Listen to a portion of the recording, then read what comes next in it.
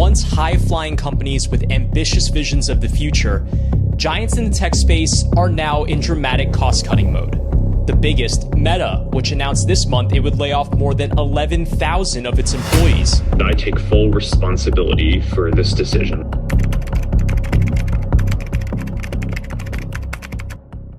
I was sort of inspired to make this video just given the recent news of all the tech layoff going from Meta, Twitter, Amazon, Netflix, etc.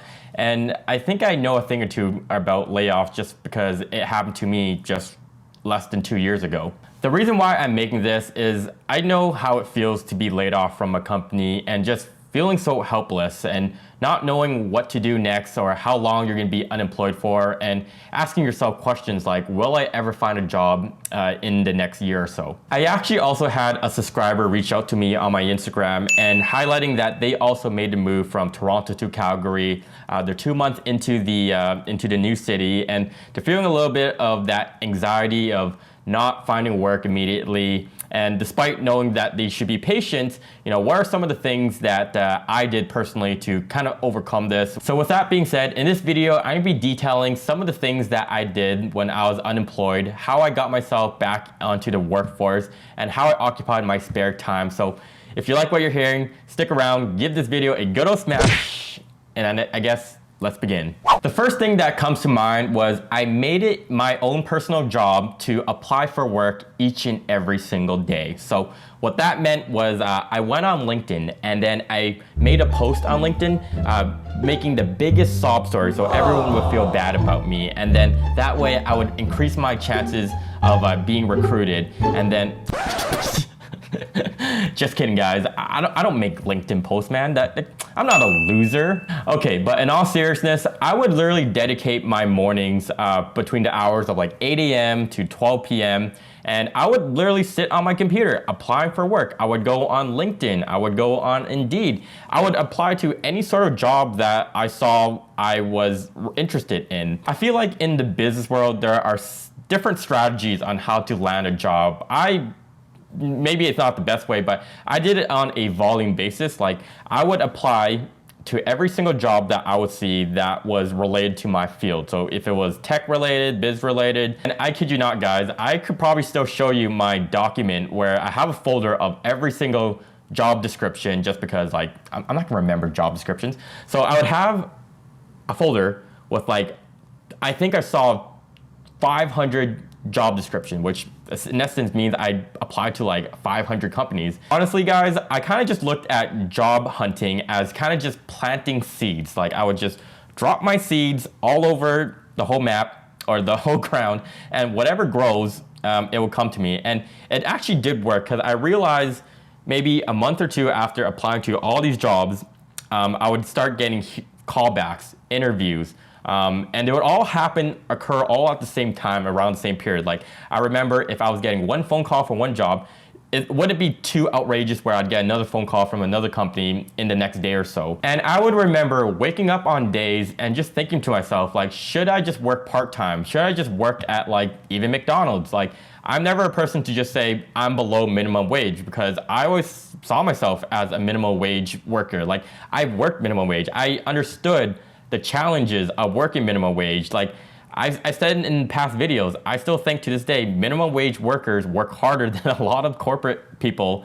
The takeaway that I got out of this is that you almost have to treat applying for work as if that is your job. Like it is your job to apply for new work. The second thing that I did was I made an effort to pretty much exercise each and every single day. And if it wasn't that, it was going outside, going on walks, and just enjoying the outdoors. And especially at the time, I was living out in Calgary, so I just embraced the beauty of the outdoors than when I'm in Toronto and I go outside and not as pretty. At the time, I was laid off in October, so I basically saw snow in the next 2 months, and maybe I went through kind of like a seasonal depression, but I remember waking up like some of the mornings and just not feeling motivated to do anything. Like I didn't want to apply for work.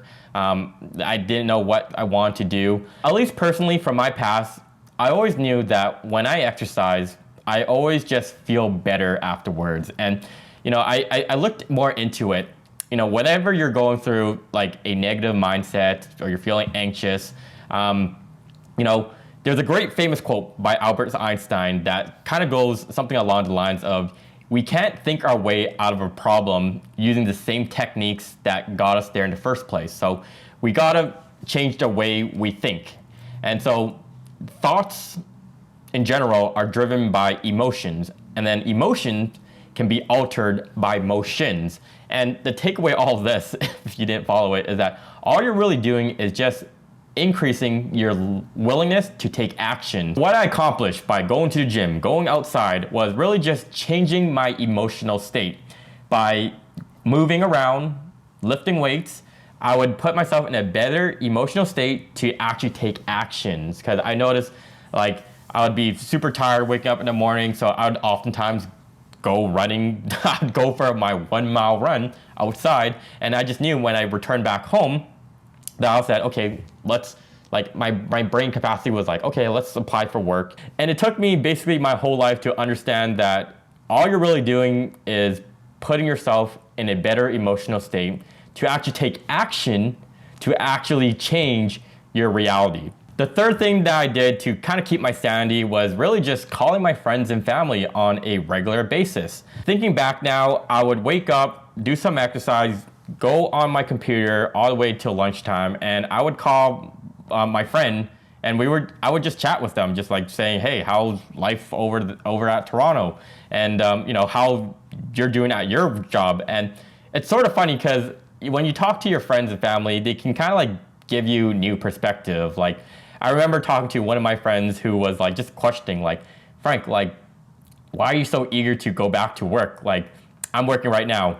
You don't want to go back to this, like, enjoy yourself. I would remember even calling like my other friend, and they would kind of just share things along the lines of like, hey, if things get really bad, you can always come back to Toronto. I'm working for this XYZ company.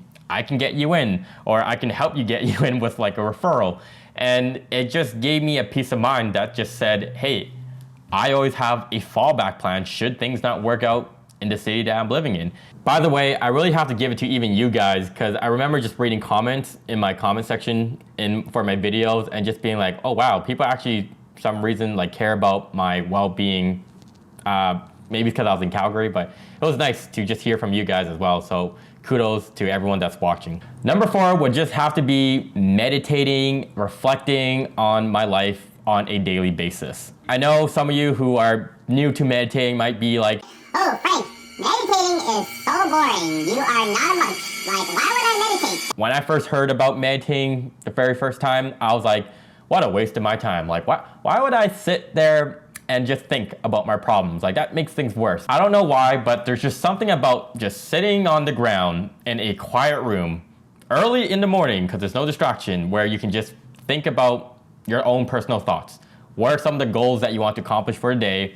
And it kind of just sets the tone for the rest of your day. What worked for me when I was unemployed living out in Calgary was giving myself that reminder that I remember moving over to Toronto when I was 18 years of age and basically having no money at all, or no experience, no education, and I still figured it out during that time. So I just told myself, I'm like, hey, I did it once when I moved from Winnipeg to Toronto, and it worked out.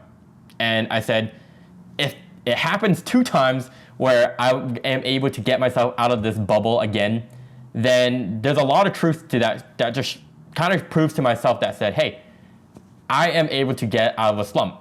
Despite it just being a rough period, a really crappy period, I know now to myself, I know that I can get out of the situation eventually. I don't know how long, but eventually. Honestly, I'm not sure, but I've now seen enough examples in my lifetime where people have gone through the worst of the worst and figured it out. And it gives me all the confidence now that whatever crappy situation that I'm going to, like, I could lose my job tomorrow. And I think I would very likely figure things out. Like, I have very high confidence I'll figure it out. So anyways, guys, those are some of the things that I did to overcome my unemployment anxiety and stress that I endured when I moved to Calgary to the time that I am now and I found work. If anyone were to ask me what was the biggest lesson that I learned from being unemployed, moving cities, being cut from my job, I would have to say is just practicing patience.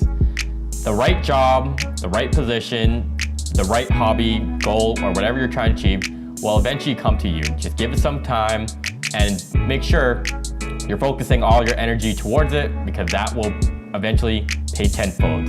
So anyways, with that said guys, if you made it to the end of this video, thank you so much for watching and following my good old millennial journey. I really do enjoy sharing my story, sharing my experience, so you guys don't have to make the same mistake.